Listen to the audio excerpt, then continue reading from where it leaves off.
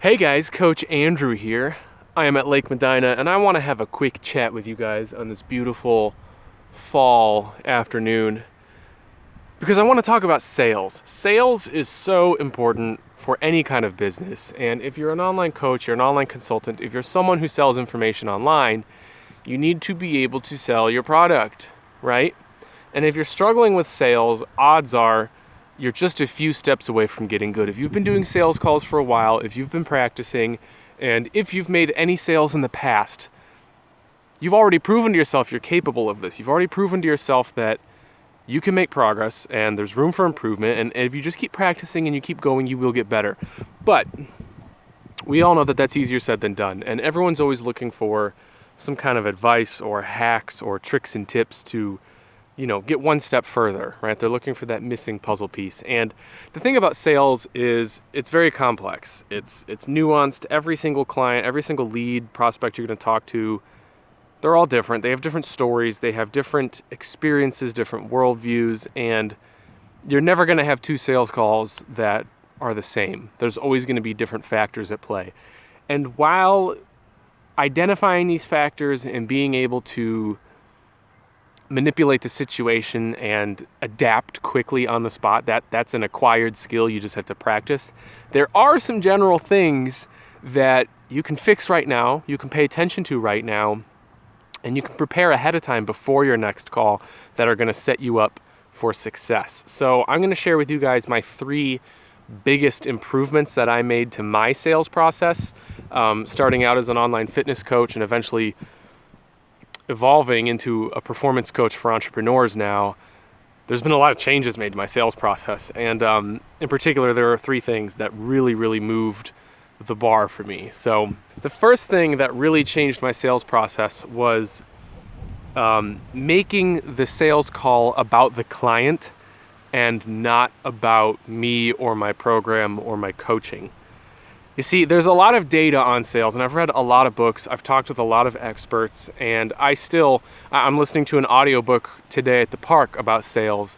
And one of the pieces of data that he cited reminded me of this fact, because he said that the reason why a lot of new product launches don't perform as well as people think they should, one of the theories is that the salespeople are so excited about the launch and they're so excited about the new product that when they get on the sales call, they start talking about the product and the features and why it's new and why it's better and why it's improved and what's different, what's changed.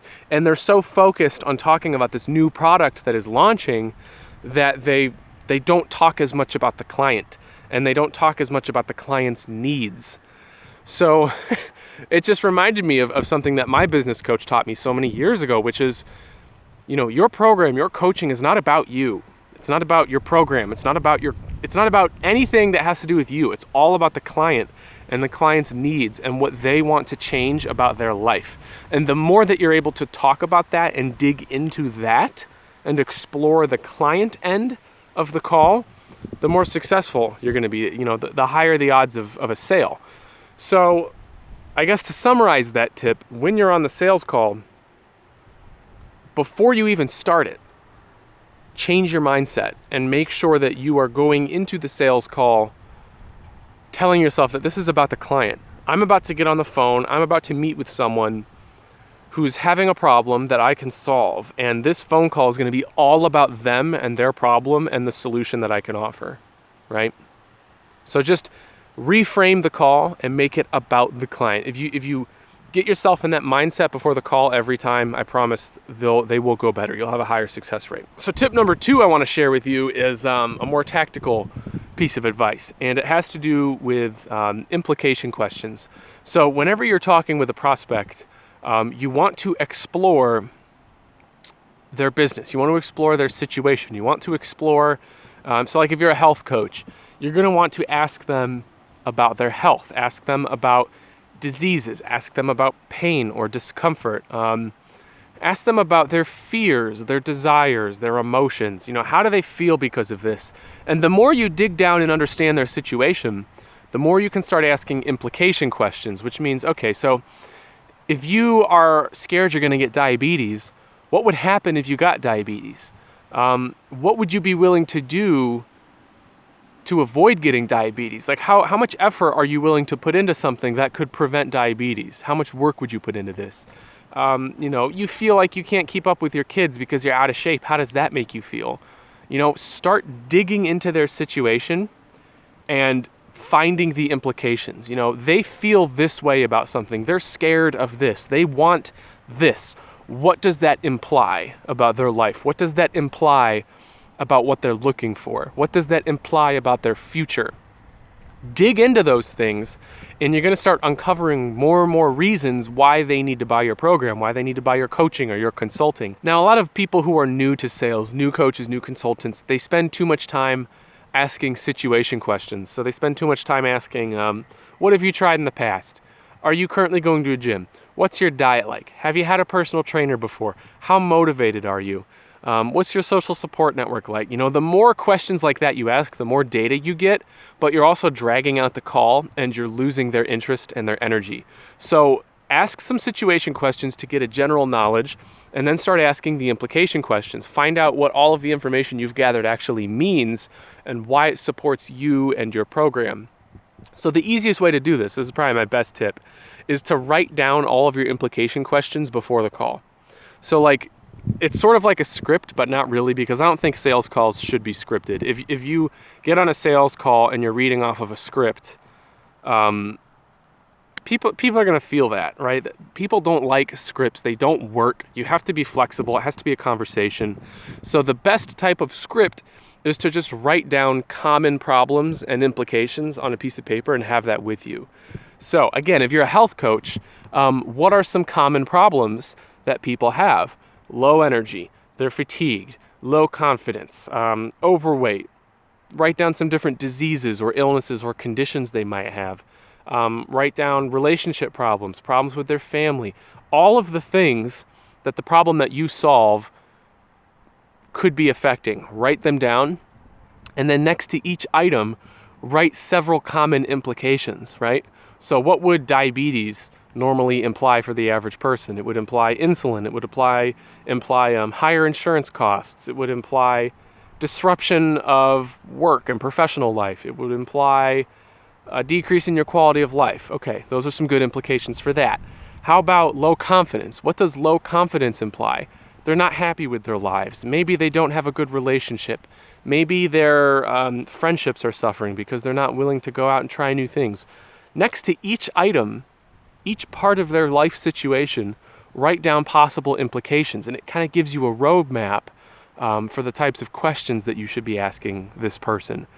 So if you do that before the sales call and you have this ready ahead of time, you're going to be much more prepared for what types of questions you should be asking during the call, because during a sales call, you're focused on the conversation, you're focused on the client, and you're probably not going to be getting all these brilliant ideas and questions popping into your head, because if you're focusing on what question you should ask next, you're not focusing on the client, and that's going to decrease your odds of success.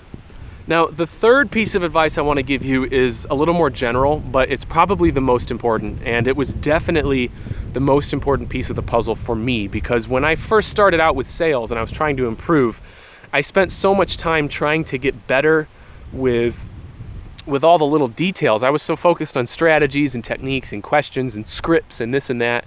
And that stuff is useful, but it doesn't mean anything, and it won't help you that much if you don't address this tip that I'm about to give you right now. And that is your overall confidence and your happiness, right? Because if you're trying to do sales calls and you feel terrible about yourself, you're depressed, you're anxious, you're not confident, if you feel like your coaching doesn't work, or if you haven't proven it to yourself yet, if you haven't had success before, these are all mental roadblocks that are going to really seriously negatively affect your outlook on sales.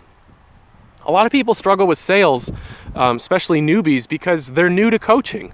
They're new to personal training. They're brand new to what they're doing, and they haven't proven that it works yet. They don't feel confident. And when you're not confident, it's really hard to have a good sales call, because you're not coming off as someone who knows what they're doing. You're not going to come off as someone who has the answers. And the biggest thing that people look for, especially when people are looking for a coach, is they're looking for confidence, right? They're looking for someone who knows the solution to their problem, who can confidently take them to that next step. And if you're not happy with your life, if you're not happy with yourself, you're going to have a really hard time coming off confidently. So the way to fix this is, it's complicated. You got to figure out where the root of your mindset problems is, and you've got to attack it at the root, right? Maybe you have some bad relationships in your life. Maybe you have poor self-image.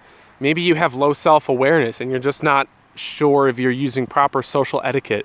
There's all kinds of things that could be going on that, if you haven't fixed, are going to cause a plethora of problems with your sales process. And I mean, the quick and easy answer, which isn't so easy to act on, is you have to become confident. You have to be actually happy. You have to have joy in your life. If you have those things, you will radiate those things and you will attract leads. You will attract people into your programs. So that's it, you guys. I hope that helped. Just a quick summary. Tip number 1 is to make the sales call about the client, not about you, not about your program. Tip number 2 is to discover what's going on in their life, their situation, and ask lots of implication questions. Write them out beforehand so that you can really dig down into the pain points and the selling points. And tip number 3 is you have to be confident. You have to be happy. You have to have joy. Those things are going to make you overall just a better coach, better consultant, and better at sales. If this video was helpful, subscribe to the channel. I post business coaching content all the time for free on here. A lot of this stuff is material that comes directly out of my coaching conversion blueprint, which is a hybrid online coaching course. You'll get access to a membership site with modules for mindset, strategy, execution, scaling, optimization, all of the wonderful things that you need to start and grow an online coaching or consulting business. And I just like to share this information with you guys on this channel all the time. So if you enjoyed it, subscribe, you'll get more of it. If you want to check out the course itself, there is a link down in the description. And I'm going to go finish my walk and get back to work today. So I hope you guys are enjoying your day. Everybody take care. We'll see you in the next video.